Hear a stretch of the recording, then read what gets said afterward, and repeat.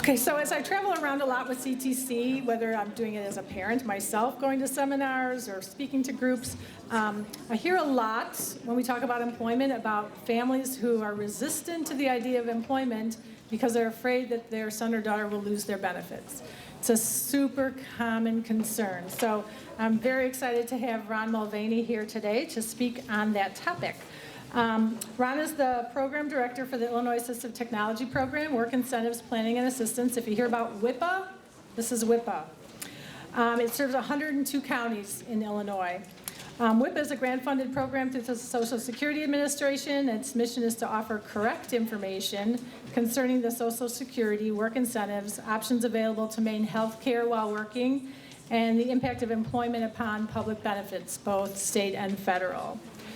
I've heard Ron speak a lot of times. There's a lot of technical information, so hopefully if it's new to you, you won't be like, oh gosh, this is too much for me. What we always say to families is, learn one or two things. Don't worry about the rest. One or two things at a time. You'll get there step by step. So please help me welcome Ron Mulvaney.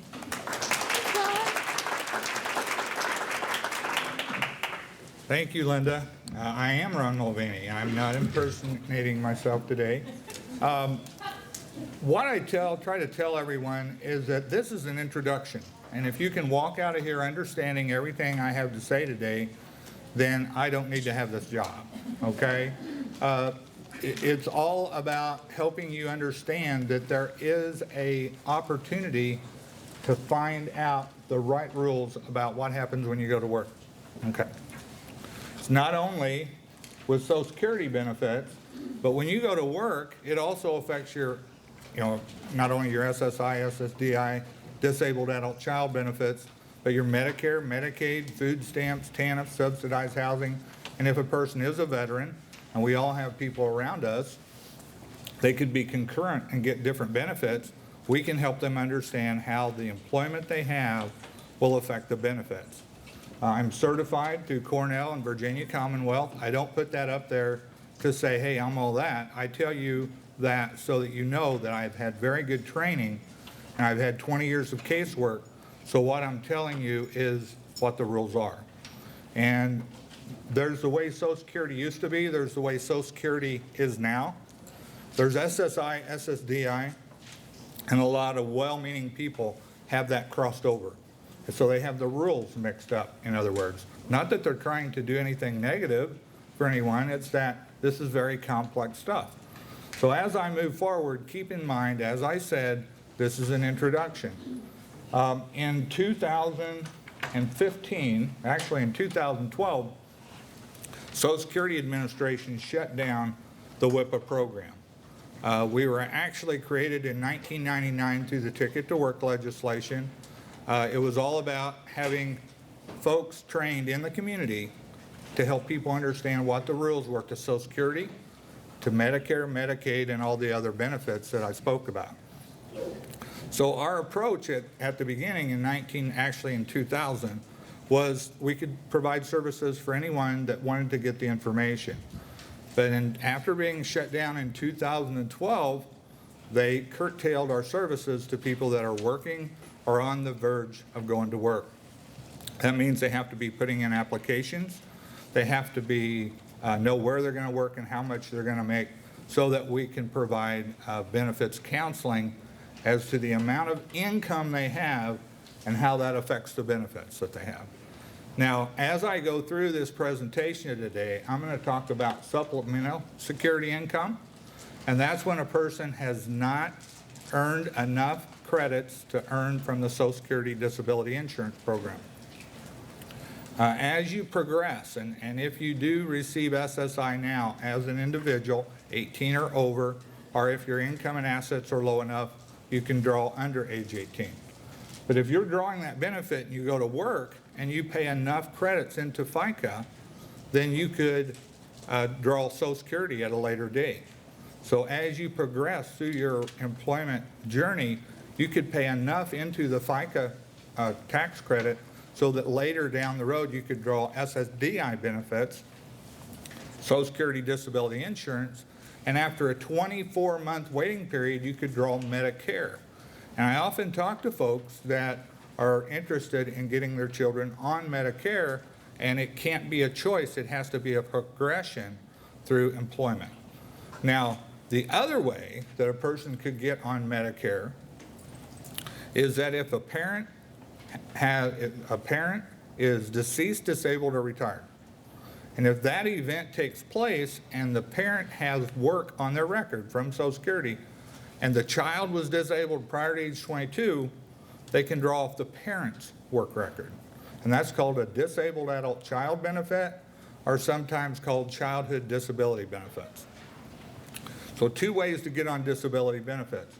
Now, I'm not used to standing in one place and talking, okay? I usually walk up and down, but it's a large crowd, so at times I'm going to walk away. I've never been told that people couldn't hear me. I have a pretty good voice, okay? So as I illustrate some of these work incentives today, I want to do a visual as well as talk to them. So that'll mean I'll be leaving the mic, okay? Understand there's 2 distinct disability programs. There's the SSI program, Supplemental Security Income, and the federal government says every person that's disabled is entitled to food, clothing, and shelter. That amount through the federal benefit rate this year is $750. I'll talk about the calculation in a little bit. If 2 SSI beneficiaries are married, they do not each get $750. They get a couple's rate of $1,125. A disabled adult child or Social Security disability insurance is the second program, and that's when a person has paid enough into FICA. When you have your taxes, when you work, you have state tax, federal tax, and FICA tax. Bless your heart. Yeah, I agree with that. Let's give him a hand. No, not yet, not yet. Now, give him a hand. So when I talk about SSDI today, Social Security Disability Insurance, I'm also talking about the same work rules as disabled adult child benefits. And that may make more sense to you as we progress there. But just keep that in mind. SSDI and disabled adult child benefits all follow the same work rules, okay? So when we're talking about supplemental security income, it's a calculation. We all went through grade school for the most part. I think I remember grade school, that was a lot of years ago. But it's a calculation, and Social Security looks at your gross monthly earnings before any deductions are taken out. So it's your responsibility as the individual going to work or the representative payee to report your earnings each and every month, okay? If you don't, that's where overpayments can come from. If you don't report your earnings under SSI rules, and they look back, and Social Security is a very reactive system, they look back on your case and over your work career, they'll say, oh, well, Ron didn't report his earnings in these months, and they didn't do this calculation. As a result, Ron owes them money back. So it's very important to be proactive with Social Security rather than them being reactive with you. Does that make sense? Okay. I have talked to people over my 20-year career that was scared to open up letters from Social Security. They were that fearful. And it is kind of comical, but it's serious. So what we try to do in our counseling, and we triangulate with other employment networks such as Illinois Division of Rehabilitation, who will be here in a bit, and then Social Security has signed contracts with other employment networks to provide services to people with disabilities so that they can prepare, find, and sustain employment. We work with all of those. We triangulate with them so that they'll have the right information about going to work. So when you look at this SSI calculation, Social Security will take their gross earnings from employment. That's the checks you receive in the month. It doesn't mean if you get a check in January, it counts for January. But when we talk about SSDI in a little bit and disabled adult child, it's when you earn the money, not when you receive the check. So it's very important, as I talked about that progression through time, you need to stay on top of that, because if you're counting when you receive the checks for SSDI, it's incorrect. So with SSI, it's when you get the money, okay? You with that? So if you get one check, it's the gross of 1, 2 checks, it's the gross of 2, 3 checks, it's the gross of 3, all right? They'll look at that gross earnings, and I'm going to use 685 because I'm very challenged in math, okay? $685, the first $85 they earn, they discount, they do not count. There's also an example in your packet of information that has an example of a full-time and a 20-hour-a-week calculation for you, okay? So the first $85 doesn't count. That leaves us with $600. Social Security, for every $2 you earn for SSI, they reduce your check by $1, okay? So if we take $685, the first 85 is excluded, 2 for 1, they take half. My SSI check went from $750 down to $450, okay? Remember that calculation because I'm going to use it again. So it's basic math. Minus 20 for a general income exclusion, 65 for an earned income exclusion, and then divided by 2. Now, if you have out-of-pocket expenses, co-pays for medication, doctor office visits, there's a very extensive list. I may have it here, I do. And I'll tell you a little joke on myself. Many years ago when I first created this, I put ETC in capital letters with no period, and I was doing a presentation like this, and I started looking at it, and I thought, oh my gosh, what does ETC stand for? And and then I realized it was et cetera. So the point being, the list goes on, okay? So these, you have to keep a receipt, and you have to report it with your pay stubs to Social Security. So let's say, just for my math, you had $10 worth of impairment-related work expenses. So before they did 2 for 1, you would deduct the $10 along with the $20 general income exclusion and the $65 earned income exclusion. So as a result, it would basically save you $5 of your out-of-pocket expenses. But you have to have a receipt. So you turn in the receipt with the pay stubs. You can't use the 800 number to turn in your earnings. A lot of you may use that.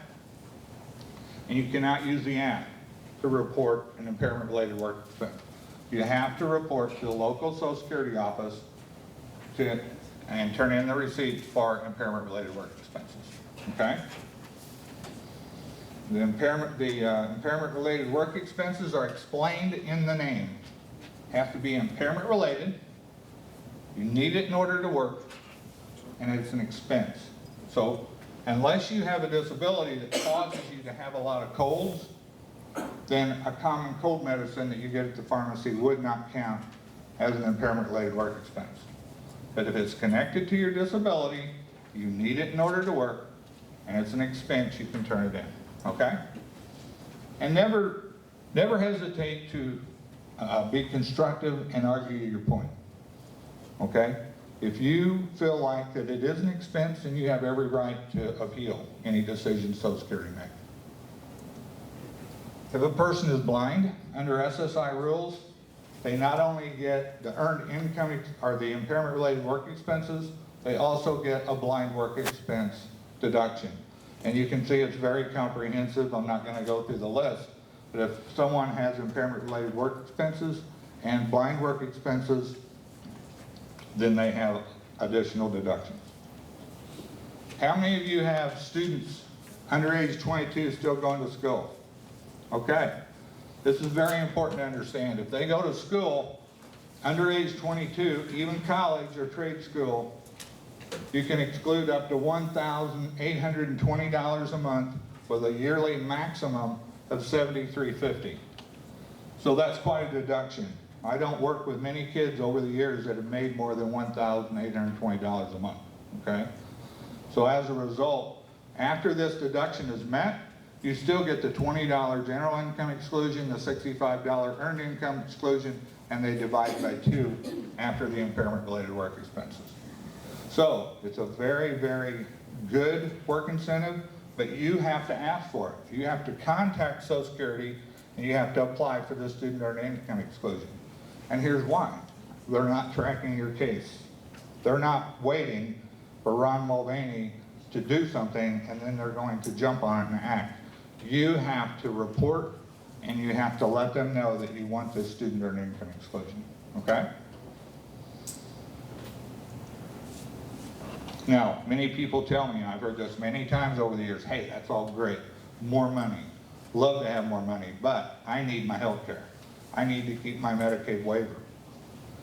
There's a special rule called 1619. It's very comprehensive. It's 2 prongs, if I can throw my other arm out. Okay? This 2-prong approach, it does 2 things for you. One, it allows you to keep Medicaid for free if you go to work and receive SSI until you surpass $27,000 a year. Now, this is a 2017 number, and it was last year $27,102. They have not come out with the 2018 1619 threshold yet. And Linda and I were emailing back and forth, and I said, well, let me hold off sending in my information because I want to get the 2018 1619 on there. Well, it hasn't come out yet. So in about a week, it should be any time, you can go on ssa.gov if you're interested in knowing this, and you can go to their search line, hit search, and type in 2018 1619 threshold. And if it is out, the new number will come up. And what they do is they take the Medicaid expenses and divide it, some unique calculation that I'm not to the level of understanding, but they divide it by the number of services provided for Medicaid and then the number of people, and it comes up with what each threshold for each state will be. So this is a state-specific threshold that allows a person to keep Medicaid for free until they surpass that amount in the year, okay? The other thing that this does is it keeps them connected to their SSI, so it keeps their eligibility open. If they were to do the 2-for-1 calculation, reduce their SSI to 0, they keep 1619 eligibility, they can get back on their SSI check if they had to reduce their earnings for any reason. So the 2 prongs of this is 1, free Medicaid until you surpass around $27,000 a year, and you maintain your eligibility for SSI, okay? You still have to maintain a $2,000 asset for the individual.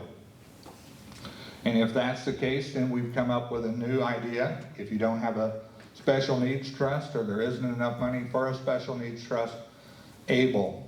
If you haven't heard of ABLE, I would highly recommend you Google Illinois ABLE, because it's a way for a very low amount, around $60, $80 a month, you can shelter assets so that you can keep that $2,000 asset limit, okay? Now, this was cut off, and I don't think I'm sharp enough to pull it up, but I'll tell you about it. If we have an individual that is going to work and being successful and they're saving money, why do we hold them back?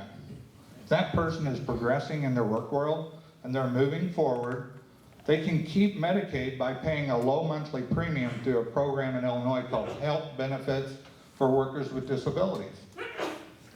I'll have an example here in a little bit as a spend down versus a premium for health benefits for workers with disabilities. And I'll also give you an example of what the premium would be if the person's SSI was 0 and making a certain amount. So there will be more information on health benefits for workers with disabilities, but the point being that as you progress through your work career, or your child, whomever it is, that there are options to maintaining health care so that you can keep that Medicaid, keep your Medicaid waiver in place in many cases, and you can move on with that health care and have more money and build towards SSDI so that after a 24-month waiting period, you can also have Medicare. So it's a journey. Like anything else, it's not a rubber stamp. It doesn't stay still. You go to work, it changes, it fluxes, okay? So I put this here. Remember I said I was going to use this. The SSI calculation, $685. Everybody remember that? Okay. You remember first $85 didn't count and it was 2 for 1, right? Okay. So in this plan for achieving self-support, that $300 in that calculation that SSI is keeping, because your SSI went from $750 to $450, they're keeping $300 of your SSI check. But if you have a work goal, let's say you need a job coach. Let's say that you want to get a computer to start a home-based business. Let's say that you have a trade that you're wanting to get some tools for. Anything that you can connect the final dot to a work goal. I've written several in past for cars. Someone needed to get from here over there to get to a car or get to a job. But the point being, if you have a work goal, then Social Security will allow you to write a plan for achieving self-support, and you have to list what your goal is. And you also have to prove your living expenses, because Social Security doesn't want to set you up to fail. So as a result, you can put this plan together, submit, and I can critique it. I can't write plans for people. I don't have the staff. I have 3 staff for the whole state of Illinois, 102 counties. But I can critique it for you.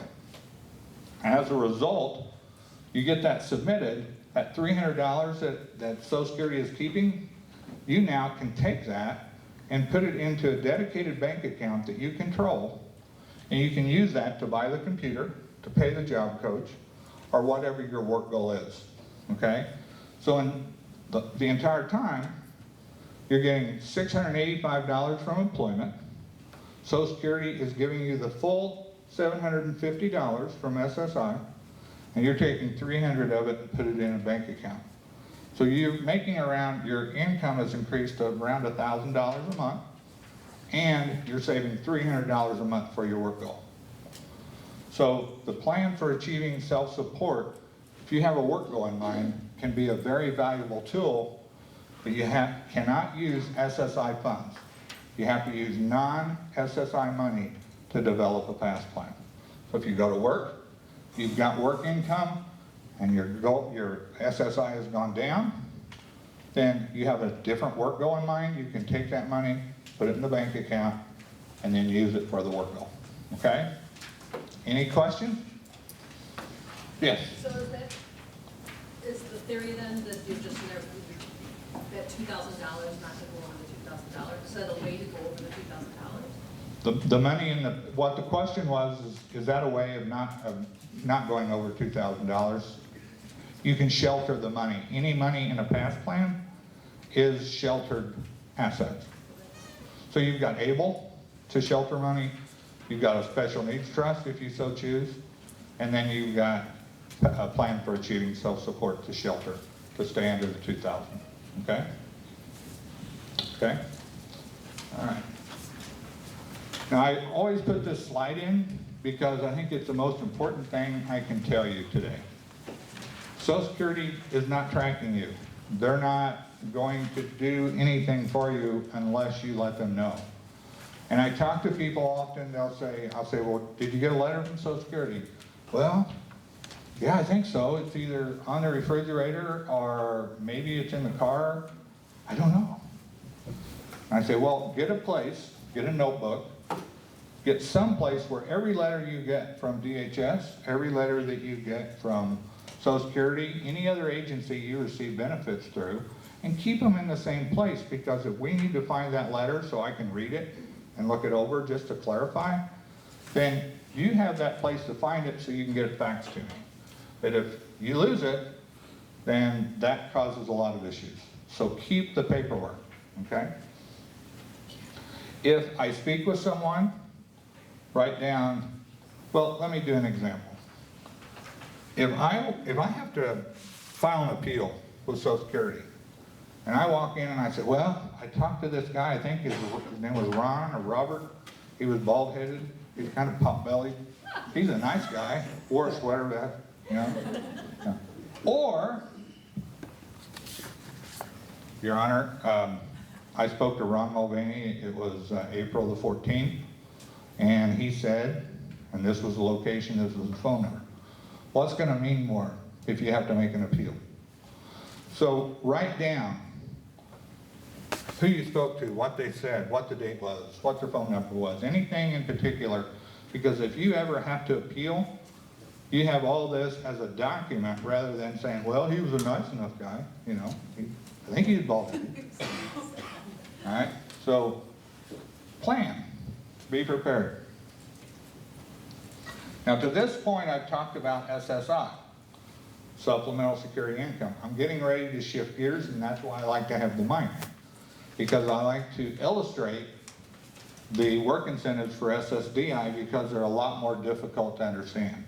Now, remember, when I say the term SSDI, I'm also saying the same work rules for disabled adult child, okay? And again, disabled adult child is when a parent becomes disabled, deceased, or retired, and the child was disabled prior to age 22. That child can be 36, 40 years old if the child was disabled prior to age 22, and the event takes place of being deceased, disabled, or retired of the parent, and the parent has work history, has paid enough into FICA so that the child can draw. And I worked with people that were receiving SSI, at that time 733, 720 years past.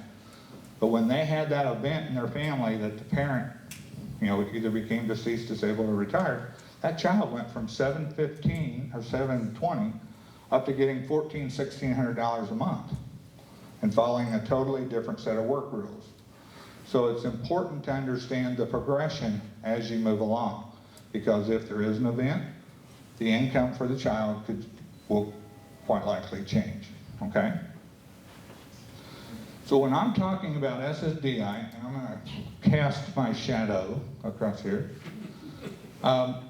we're gonna pretend that this side of the room is the trial work period, okay?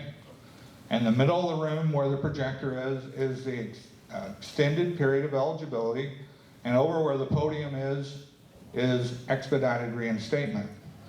Now when I add these together, a minimum, person goes to work, and I get this question all the time. Funny to hear yourself, okay? But I get this question all the time. Well, how much can I make and keep my disability benefits? Well, it depends. Whether you're in your trial work period, whether you're in your extended period of eligibility, or after the extended period of eligibility. See, Social Security thought that everyone, they would give them a head start. And everyone would get 9 months, 9 trial work period months, to make as much money as they wanted to make and just keep on going. It was a head start. And then they'd stay connected for 36 more months through the extended period of eligibility. And then, in 1999, when our position was created, they created expedited reinstatement, which if their case got closed, they stayed connected for 5 more years through expedited reinstatement. So on a minimum of this continuum, a person stays eligible for 9 months, 3 years during the extended period of eligibility, and stays connected for 5 more years, which is a fast track back onto their benefits without having to make a new application through expedited reinstatement. So we've got 5, 3, 8 years and 9 months if I wanted to give them a real short answer. But where it gets complicated is that people stop and start over here. They may say, I don't want to lose my benefits. I don't even want to use any of these work incentives, so I'm going to stay under $850. I'm going to make $800 a month for the rest of my life. But then something happens. They get success, and they're doing well in their job, so they decide they're going to increase their earnings. So they increase their earnings above $850, let's say $900.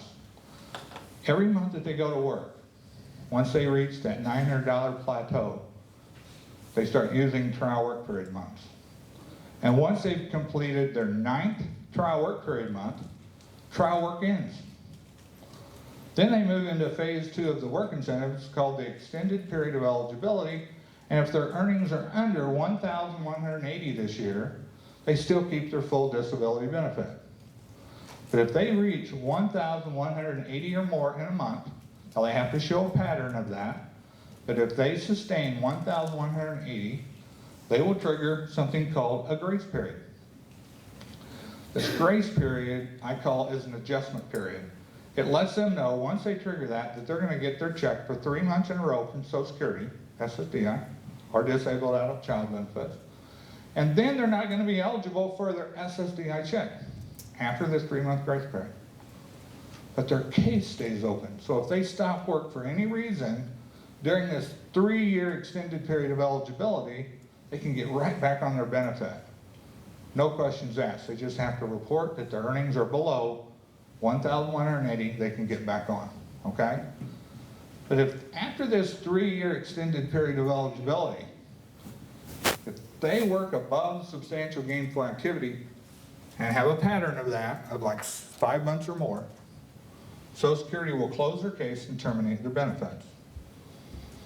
But within 5 years of their case being closed, if they have to reduce earnings below substantial gainful activity, whatever it is, 3 years, 4 years down the road, because each year it goes up a bit, they can file a short half-page application, get back on their disability benefits for 6 months on a provisional basis while Social Security determines, did you have to stop work and are you still disabled? Or did you have to stop work due to your disability and are you still disabled? And if so, they reopen your case again, and then there's another level of the onion peeled with a new set of circumstances that we can talk about at that time. They go through something called an initial reinstatement period of 24 months where they're eligible, and then they go into a new trial work, new extended period of eligibility, and they could have a new expedited reinstatement. Point here is that these work incentives can be, for lack of a better word, manipulated a lot of different ways. So I can't give you a rubber stamp. How much can I make and keep my disability benefits? Because one person may work to this level and stop. The next person may, work at a higher level and run right through these work incentives. The point being, if you make $850 or more this year, you're going to use the trial work period month. If you don't, you're not. These trial work period months do not have to be consecutive. So, how many of you, now don't hold back, how many of you have watched The Price is Right? Come on. Okay. And you know the game where there's the 2 bars, and as it goes up, you try to say stop when the 2 bars is the price of the washing machine is between the 2 bars, right? Well, that's how a trial work period works. 5 years, 2 bars. It's rolling along 5 years at a time. If you complete 9 trial work period months within inside any 5-year period of time, trial work is over. But if one of those months, before you reach all 9, let's say you've got 8, one of these months becomes 61 months old, it's not inside the 2 bars any longer, it doesn't count anymore. Now you only have 7. And when the next one becomes 61 months old, now you got 6. All 9 trial work period months have to occur within a 5-year period of time. Once that happens, you enter the extended period of eligibility. Then you're concerned with substantial gainful activity for a non-blind individual, 1,180. For a person that meets the statutory blindness definition by Social Security, $1,970, okay? So these work incentives are specific to each individual. So if you go to work, or an individual that you work with, like you're a representative payee for, goes to work, then you can refer them to us, and you can go to our website, iltech.org. I have all my information on the very last page of your handout. But you can go there and you can fill out a referral form and 3 releases and send them to us. Now, I would love to open up a case for every person on disability, because I think that's where the most benefit is. If you're fearful or have concerns about going to work, I can help you understand what the rules are personally so that you can decide how much you want to work before you start. Social Security will no longer allow us to do that. So you have to be working, or you have to be ready, you know where you're going to work, how much you're going to make, for us to open up a case. And if you have that situation, and I'm sure I've worked with people in this room, I know one that I've worked with, but if you're in that situation where you have a person with a disability that is working, receiving the prerequisite is SSI, SSDI, Disabled Adult Child Benefits. If that's the case, go to iltech.org, download the referral form, all 3 releases, submit them to Barbara Tucker, her name's on the releases, and that would start to show. Start us getting a benefits planning query so we can verify your benefits, and then we would schedule a time to talk, and we would go into detail about the work that the individual is having from employment. And that's all that affects Social Security, is just the employment dollars. And then we would, counsel, and then we would write a detailed benefits analysis so that person could not only hear about it, they could read about it, and then you always have that option to call back and ask questions about it. And we do provide all of our services by phone because, as I said, we have 3 staff for the whole state, okay? So these work incentives, I've explained the continuum, but there's a way of bringing down your countable income in phase 2. Once you enter the extended period of eligibility, Social Security does count your gross monthly earnings, but they count when you earn the money. With SSI, it's when you got the check. With SSDI, it's when you earn the money. So it's very important to write down every day how many hours you worked, at what rate of pay, so you know how much your gross monthly earnings were from each month that you worked. What might happen is if I'm working at Social Security, you report your earnings, I'm in a hurry, I could take that check that you got on January the 8th, part of that check for 2 weeks was for January, part of that check was for December, the previous year. I could put that all on January. Well, if you keep track of it, and they say, hey, you used the trial work period month in January, you have your records, you can go in and you can appeal and get that changed to where you didn't use that trial work period month. So it's important for you to keep those records so that you can go in and appeal if need be, because sometimes mistakes are made, okay? But a way of bringing down the countable income. A while ago, I talked about impairment-related work expense for SSI. But with SSDI, it can only be applied once you enter the extended period of eligibility. And the reason why is in the trial work period, you're still eligible for your full SSDI check. So if you have impairment-related work expenses that meet the 3 conditions connected to your disability, impairment-related, you need it in order to work, and you're paying for it out of pocket, you can turn in the expenses with your pay stubs, and as a result, it'll bring down your countable income. Example, I make $1,188 this month. And I've already used my 9 trial work period months. So by the rules, I could be above substantial gainful activity, and I could be in fear of owing money back to Social Security, okay? And if I sustain that, I could not be eligible for my disability after the extended period of eligibility is over here. But if I have $10 of out-of-pocket expenses and I made $1,188, I turn them in with my pay stubs, they approve them, my countable income goes down from $1,188 down to $1,178. I get to keep my SSDI check that month. So impairment-related work expenses can be applied after the trial work period is over to bring down your countable income, okay? A second way of bringing down your countable income is something called a subsidy. The best way to explain a subsidy is give an example. I've got a bad back. What is your name, sir? Stephen. Stephen? Stephen's my supervisor. So once an hour, Stephen comes over. What is your name, ma'am? Jennifer. Pardon? Jennifer. Jennifer. So Stephen either comes over to my workstation or he sends a coworker, Jennifer, over to my workstation to help me pick up stuff and put it on the table so I can continue to work. We calculate that I get that support from one of them about 6 minutes on average an hour. 6 minutes is 10% of 60. So now I'm getting supports on the job 10% of the time 6 of 60 is 10%, right, math people? Right? So, I only have to count now 90% of my wages because I'm getting assistance on the job 10% of the time. So a subsidy is a way of capturing supports on the job so that it could bring down your countable income.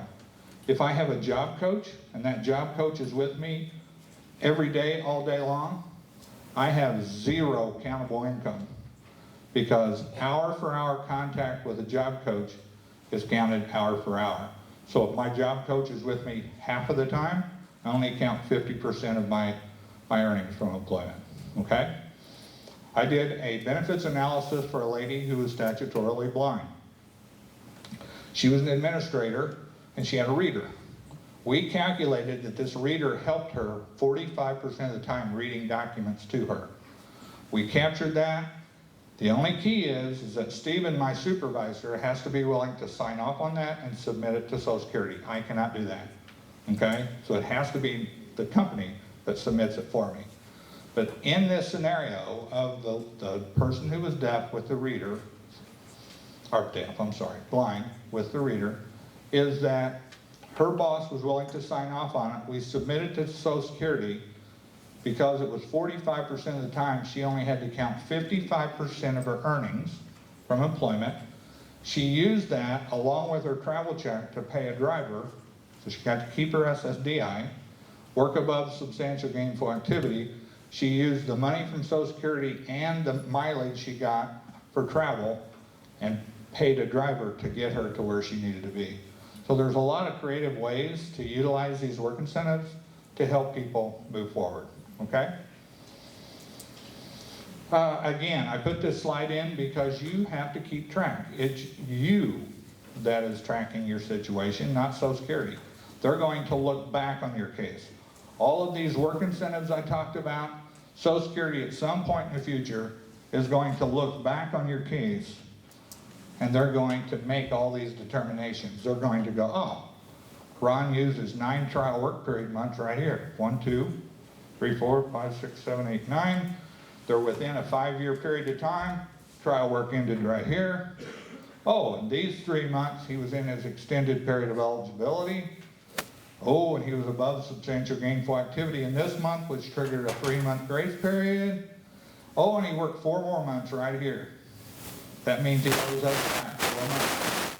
So Social Security is going to look back on your case. What I'm trying to help you understand is to be proactive with them rather than waiting for them to be reactive with you. Does that make sense? Okay. Now I'm going to talk about healthcare. Am I doing okay on time, Linda? Yeah. Okay. All right. Man, I was hoping I was done. Okay. Just kidding. Okay. So if you become eligible for Social Security disability insurance or disabled adult child benefits, which I've explained earlier, after a 24-month waiting period, you become eligible for Medicare. Okay? Medicare has 3 parts.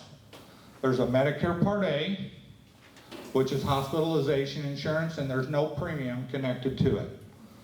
Medicare Part B as in boy, that's medical insurance outpatient procedures. Medicare Part A and B will pay 80% of your bill, okay? That means that either you have to get Medicaid to pay the other 20%, or Medicaid buy-in, I talked about health benefits for workers with disabilities, or purchase a Medicare supplement, okay? Or it could be that you have group health insurance for yourself, or if you have a child, your child has group health insurance. Well, there's an interaction there. And I've done a lot of training. I have SHIP come over. And how many of you have heard of SHIP before in Illinois? It's a senior health insurance program. Excellent, excellent place to contact. If you've got really serious questions about how work is going to, how healthcare is going to be affected, you contact SHIP, and they have trained insurance folks that can actually give you good advice. If you become eligible for Medicare and you're trying to figure out what Medicare Part D is and drug plan to get, contact SHIP and they can help you go through the plan finder to find the best Medicare Part D plan for you.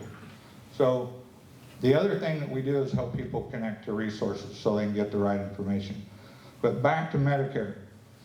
If you have Medicare Part B, B as in boy, there's a $134 a month premium connected to that, okay? So somebody pays that premium. If your income is low enough and your resources are low enough, there's a Medicare savings program in Illinois that will pay that Part B as in boy premium. The problem is when someone goes to work, one of the first things that's going to happen is that income, adding the SSDI or DAC benefit with the earnings from employment, the two of them together will take you above the eligibility limits for the Medicare savings program. We need to help you plan for that. So if contact me and say, Ron, I want to go to work and I want to work 10 hours a week because I really don't trust you. You're telling me all these rules, but I want to see for myself, which is fine. I've written as many as 5 analysis for one person before because the first time he called our office, he wouldn't even tell me his full name, okay? And that's fine. But now we've written 5 analysis for him, and he's now working full-time and worked his way off disability benefits. So the point being, as a person goes to work and they have enough income, their Medicare Part B, either through the Qualified Medicare Beneficiary Program or the Specialized Low Income Beneficiary Program, could stop. If that happens, $134 will start coming out of their SSD or disabled adult child check each month. If you were only going to work 10 hours a week, why not increase that to 15 and help offset the $134 a month? So planning, help you understand that someone's going to pay that Part B as in boy premium, and if you increase your income, quite likely the state will stop paying it through the Medicare savings program. The third part of Medicare is Medicare Part D as in drugs. Now, I talked a while ago about health benefits for workers with disabilities. Here in a moment, I'm going to talk about how to keep something called extra help. And what extra help is a federal subsidy that pays the premium, the deductible, and the co-insurance for Medicare Part D as in drugs. So if a person can keep Medicare and Medicaid, they become a dual eligible, and they'll be automatically enrolled into extra help. So now all they have to do is pay co-pays for their medications. And you can do that through health benefit for workers with disabilities. Now, when a person goes to work and their income goes high enough under SSDI, and in many cases under disabled adult child, they get something called a Medicaid spend down, okay? This spend down is any amount of income above $1,037. The federal poverty level this year is $1,010, or $1,012, and there's a $25 disregard for unearned income. So as a result, any income combining their SSDI and work earnings income, there's a calculation that goes into that. If that countable income goes above $1,037, any income above that is a spend down, okay? Well, I have an example on the next page. But if their countable income is $1,037 or less, their Medicaid is free for SSDI and disabled adult child rules. They purchase their Medicaid through health benefits for workers with disabilities. They do not have to meet their spend down. So in this example, if their countable income was $1,137, they would have a $100 spend down. So they would have to pay, as an example, that God forbid they went into the hospital, they had a $100,000 bill, Medicare Part A would pay $80,000, they would pay the first $100, then Medicaid would kick in and pay. So spend down is like an insurance deductible, okay? Health benefits for workers with disabilities. Instead of meeting the spend down, you can pay a monthly premium, get your Medicaid up front, automatically enrolls you into the federal subsidy extra help. You get your premium, deductible, and co-insurance paid for. so that all you have to pay for is co-pays when you go to the pharmacy. Health benefits for workers with disabilities has a $25,000 asset limit. Your local DHS office has a $2,000 asset limit.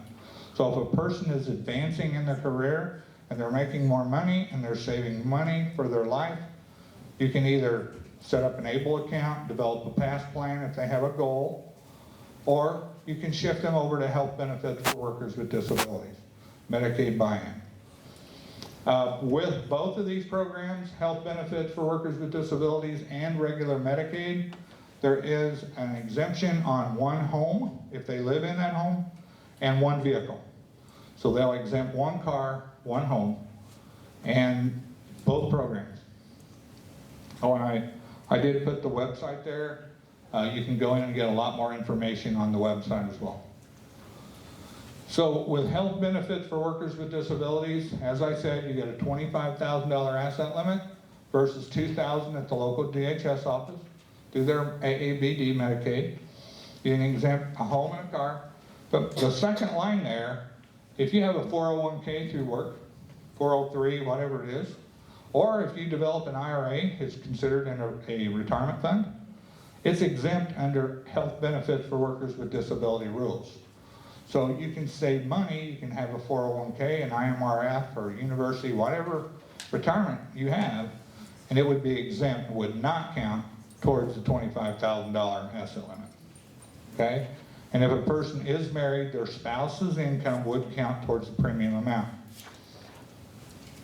The income limits are very generous. This is a net calculation, and it comes up to around a $40,000 a year job, and you can still buy into health benefits for workers with disabilities.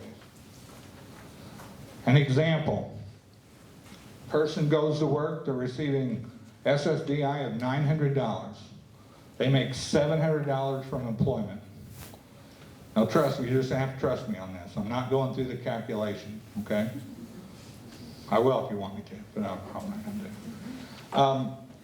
But if they were 900 SSDI, 700 from employment, their spend down would be around $360 a month. So in that scenario, where you had a $100,000 hospital bill, Medicare Part B would pay $80,000, you would pay the first $360, and then Medicaid would kick in and pay the rest of that $20,000. But, and not all this is showing, so I may have to ad lib here a little bit. I try to cram as much as, can you already tell that there's a lot to this?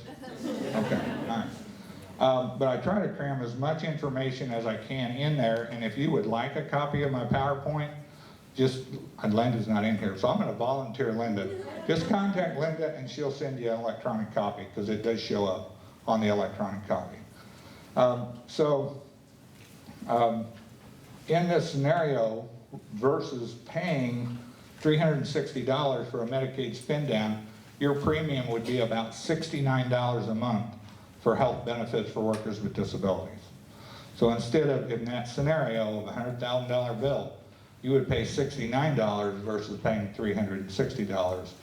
Plus, it would keep you in that extra help subsidy that pay your premium, deductible, and co-insurance for Medicare Part D and drugs, okay? So it's a very good program. You know, it is overwhelmed. There is a lot of people that apply, and it takes about a month and a half to get approved. So if that's the case and you're wanting to sustain your Medicaid, they have something in Illinois called a pay-in, to where you can meet your spend down ahead of time, get your Medicaid card, and that way there's no problems in submitting receipts to get it covered. Especially those folks that may be in have a Medicaid waiver where they need to keep their Medicaid.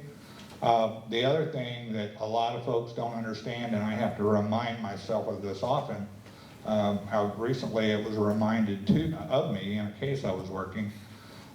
If you have a Medicaid waiver, the money that is paid through that waiver can go to meet your spend down.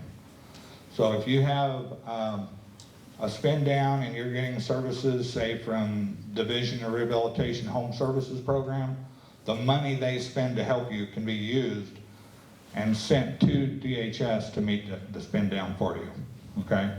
So just be aware of that as you're moving forward. If you have questions about that, I would suggest you contact the waiver, the folks that you get your waiver through, whether it's a DD waiver or home services waiver, whatever the case may be. Also, and I'm doing this by memory because this cut off, but in a scenario where a person was 16, 19 eligible, they'd have to keep $2,000 worth of assets to keep their Medicaid under AABD Medicaid. But we want to keep them moving, and they want to save more than $2,000 because they're really doing well in their job and they're moving forward. We can shift them over to health benefits for workers with disabilities for about $13 a month, okay? So earning this amount, $700 a month. So once their SSDI goes to zero, or their SSI would be at zero because, you know, they've made enough through that calculation to reduce their SSI to zero, they would have zero SSI and only be counting the earnings from employment, and their premium would be $13 a month so that they could save above $2,000, okay? So a lot of this that I'm illustrating is what we help you understand when you or your child goes to work on an individual basis. And that counseling that we do will be different usually with every person we talk with, because there's different levels of income that comes in from SSDI, disabled adult child, SSI. They get Medicaid either through, you know, SSI eligibility, or they're under the federal poverty level on SSDI, they're under $1,012. So each person that we counsel, each person that we talk to is individualized, and that's where it really becomes effective for you as an individual. And as I said in the beginning, this is a very good introduction, and if you're ready to go on out and counsel people, give me your card, because I want to hire you, okay? Right? If I had the funds to do it, I would. Shifting gears. If person lives in HUD housing, so they're paying their rent to a housing program such as, what county are we in here? So Cook County Housing, or they have a Section 8 voucher that goes with the individual, then they're eligible for something called the Earned Income Disregard, where the first 12 months they work, they can disregard their rent, so or increase in income. So they don't get rid of their rent, they get no increase in income. So their rent doesn't go up the first 12 months they work. Month 13 through 24, they disregard 50% of their increase in income. There's also other self-sufficiency programs, so if you work with someone or you live in subsidized housing, they have all kinds of self-sufficiency programs, such as using the rent increase to go into an escrow account where that person can use that later to purchase a home, get education, a lot of different things they could utilize it for. Ticket to work. How many of you have heard of ticket to work before? Okay. You as an individual, you still got your ticket?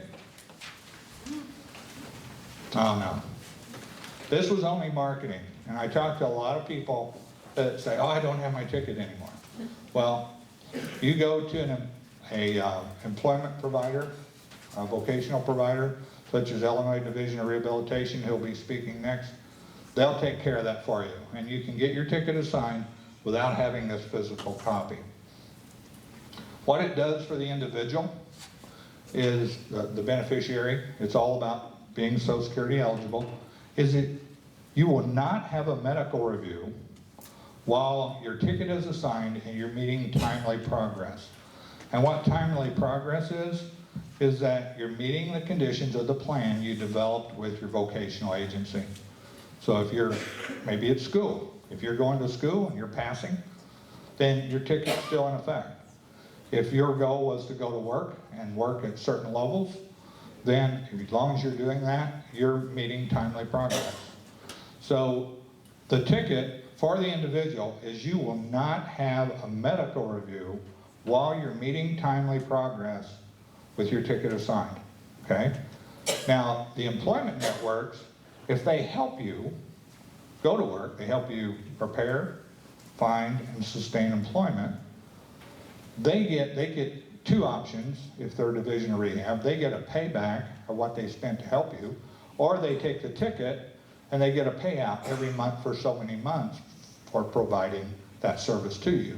Then they take that money and they reinvest it in the next person so that they can keep using that money to help more and more people. So the ticket is very simply keeps you from getting a medical review while you're meeting timely progress, and it gives you free access to employment services, okay, vocational services, okay? A lot of different programs, more in the metropolitan area than in the rural. You can tell by my voice that I'm not from your area. I'm a little farther south, okay? Don't throw stuff at me. I'm a good guy. So like, as example, Walgreens in my area, Mount Vernon, Illinois, they're an employment network. And they work closely with the Illinois Division of Rehabilitation so that they can help people with disabilities go to work and utilize their ticket. So if you have any questions about the ticket, we can help you connect. In just about every analysis that we write, we give you contact information with the DHS office if you need it, the Illinois Division of Rehabilitation, or any other agency that you need assistance through. So it's a very comprehensive report that not only tells you about how work is affecting your benefits, but it also connects you to other resources. If you're working or have that job offer. Yes? When does the ticket end? The ticket end is going to be individualized for each person. And I'm really not able to answer that question. Lou might be able to when he follows, but I just never had that question before. But I will ask some people, and I'll let Linda know. Okay? You're welcome. Let's see. Some of this is just more intro and it's filler if I'm doing a longer presentation. But the point being, you develop this plan and this plan is for you. It's free and it's all about helping you go through those doors that you want to enter. So when you sit down with a VR counselor or another employment network, you want to buy into that and you want to put your 2 cents worth into that. They or you don't want to set yourself up to fail, okay? So reach a goal that's attainable, and that goal can be changed later. If you reach a plateau, you can always move on to the next plateau later. You don't have to go to 100, jumping from 0 to 100. You can go through 10, 20, 30, 40 on your way. When some examples of services, skills testing, interest testing, resume preparation, you guys can read. Job coaching. Person needs a job coach. They have a contract for supported employment who can help people get in that community job and get that job coach assistance. Again, that plan for achieving self-support can be used as comparable benefits to help fund that job coach as well. So there's a lot of alternatives, and we try to triangulate with the VR counselor so that we can get the support you need. When you talk to them, as I said, set up a goal and work towards that goal and to get success. I'm not going to go into a lot on this page, but it's all about, and you guys have it on your PowerPoints. This is my favorite slide. This is the one I like to get to because one, I can go get a drink of water, but where are you going to start? You're just going to jump into a job? No. Learn more about work incentives. Alleviate those fears and concerns so that you know how work affects you. Connect with an employment network, VR, and then stay positive and look for opportunities. My uncle, many long years ago, and that was long years ago when I had hair and I was a young man, but he told me, he said, luck is when preparation meets opportunity. And if you prepare and you've got yourself prepared, you're going to be a lot luckier as you move through life because you've done the work to be prepared. Here's some resources. This Choose Work, SSA.gov, that is the Ticket to Work website through Social Security. There's a resource section on there. If you don't know how to contact your VR program, you can put in the resource section, you can put your zip code in there and it will give you the available resources in your area. The helpline, 866-968-7842. If you have general questions about Social Security work incentives, or you want to find out if your ticket's assigned, you can call this number and they can give you information through the Ticket to Work helpline. Protection and advocacy for beneficiaries of Social Security. They are a sister program under our umbrella. And in 1999, when the Ticket to Work legislation was created, they created Benefits Planning Assistance and Outreach, which then became WIPA, Work Incentives Planning and Assistance. Simultaneously, they created Protection and Advocacy for Beneficiaries of Social Security. They are more in the legal field. They can help people with overpayments. If you need a reasonable accommodation, you can contact them and they can kind of help you discuss that with your employer. So there's a lot of things that Protection and Advocacy for Beneficiaries of Social Security can do. They are equipped for equality in Illinois. So I've given you their phone number and their website. This bottom number down here, or this website down here, if you receive SSI or you have a child that receives SSI, Supplemental Security Income, that's a very good link to learn more about it. There is a reporting number, so if you're not reporting impairment-related work expenses, you can turn in your accountable income on the to the SSI 800 number, or you can download an app on your phone to report earnings. But you cannot report impairment-related work expenses other than the local Social Security office, okay?